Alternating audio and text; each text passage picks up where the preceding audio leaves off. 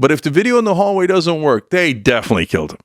Okay, so a couple of days later, oh, the video in that particular hallway happened to not be working, and the guards both happened to be on break at the same time, and the most notorious pedophile criminal in the country happened to be unguarded, and that is the one time he decided to hang himself. Listen, man, the only way you believe that is if you got mainstream media to get you to believe that the minute the phrase conspiracy theory is mentioned, you have to shut off your mind. In this video from Lex Fridman's podcast, he has guest Cenk Uygur on to talk about a huge, sprawling variety of things. The original clip, which you can find on Lex Fridman's channel, is 4 hours long. So they talk. I'm not going to subject you to that, although you should definitely go to Lex Fridman's channel and watch it if you're interested in that and hearing Cenk Uygur. But in this clip that I want to share with you today, they talk about conspiracy theories, and that opening clip is about Jeffrey Epstein. They touch on the JFK assassination and the files that have recently been released.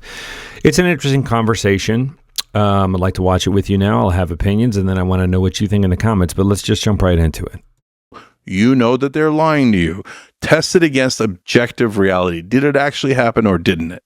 I mean, there's some of that. Just to steal me out some of the conspiracy theories, do you think there's some value to the conspiracy theories that come from the right, but actually more so come from the anti-establishment? So, I mean, for me, there's a lot that raise a bit of a question. A lot of them could probably be explained by corporatism and the military-industrial complex. But there's also a lot of them can be explained by creepiness and shadiness in human nature. Epstein is an example of that. There's a lot of ways to explain Epstein, including the basic creepiness of human nature. But there could be bigger explanations underlying it. So sometimes when we have long, thoughtful conversations like this, I'll say it depends a lot. Yeah. And then people get frustrated by that. But then you're frustrated by the world because it depends. So conspiracy theories, if you say, are they all right or are they all wrong? Already the question's wrong. So it depends. What is the conspiracy theory? So if it's, some of the absurd ones we've mentioned here, it's easily disproven, right? On the other hand, there's a conspiracy theory about JFK's assassination.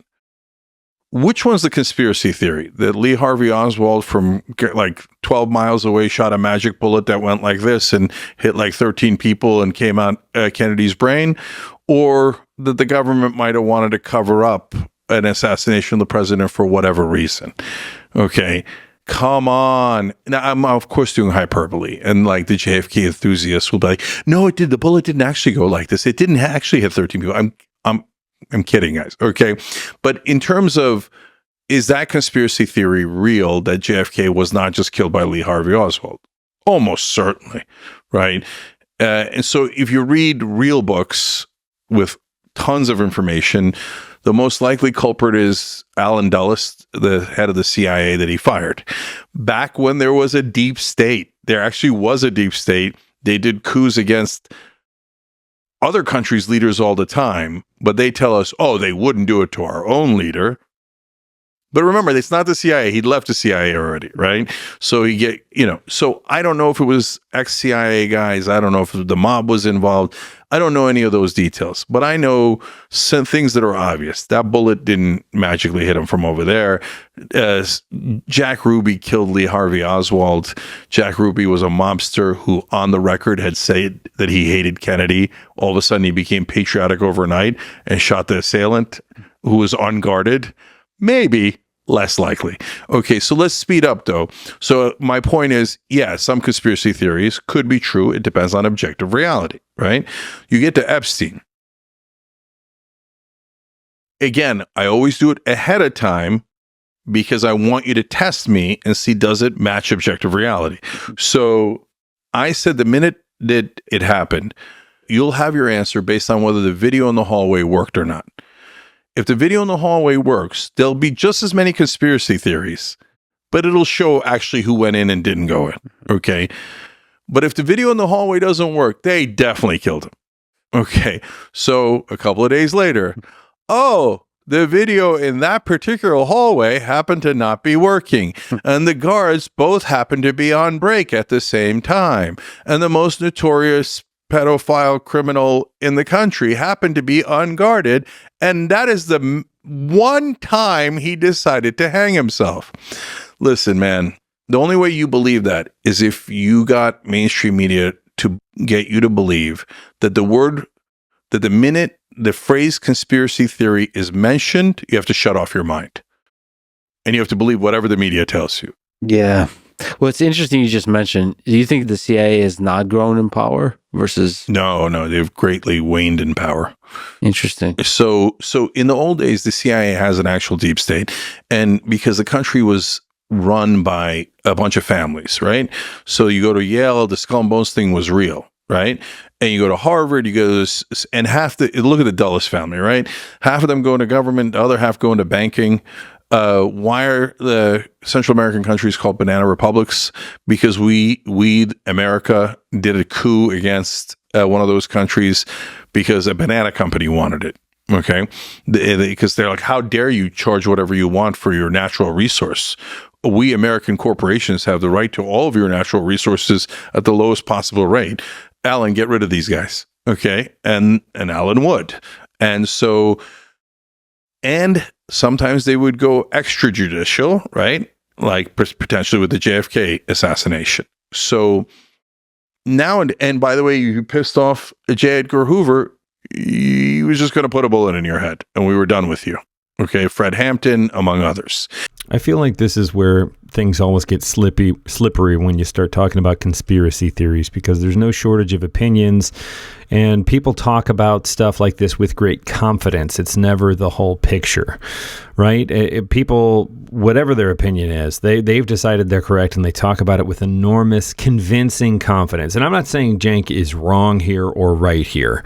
The very topic of conspiracy theories is sort of by its nature a slippery slope, because at a certain point you're going to have to fill in with conjecture where you don't have fact to support it, right? Now, I mean, looking at the JFK thing, for an example, they've released the files. Guess what? There's nothing definitive in the files. That's a disappointment. But when you think about it, it's they're government records. So the government is never fully transparent, no matter how stringently they protest that they are.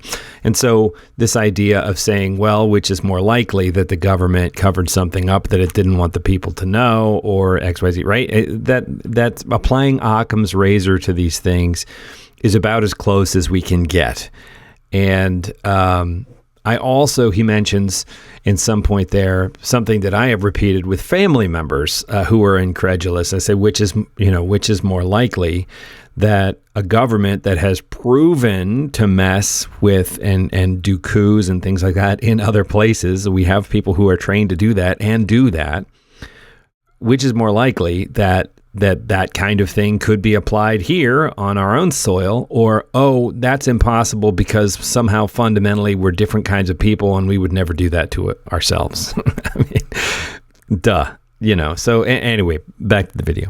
So, but nowadays that's not how the world works. So a small number of families cannot control a country and an economy this size. New people pop up. Well, Mark Zuckerberg wasn't part of those families. Elon Musk wasn't part of those families. Neither was Bezos, right? For you to believe those conspiracy theories, you have to think that Bezos and Musk, et cetera, were like, oh, you guys are still running the country? No problem. Go ahead. They're not going to do that, right? So now we've gotten into a system where it's the invisible hand of the market that runs the country. But unfortunately, it's only for the powerful. And so it's more of a machine. And they don't do, and this is super interesting and ties to what we were talking about earlier, Lex, which is that they don't do political assassinations anymore. They do character assassinations. That's the needle in the haystack thing. So, and if you do an assassination of someone, you build up their status. They become a martyr and you build up their cause. But if you do a character assassination, you smear the cause with the person and the cause goes down, not up.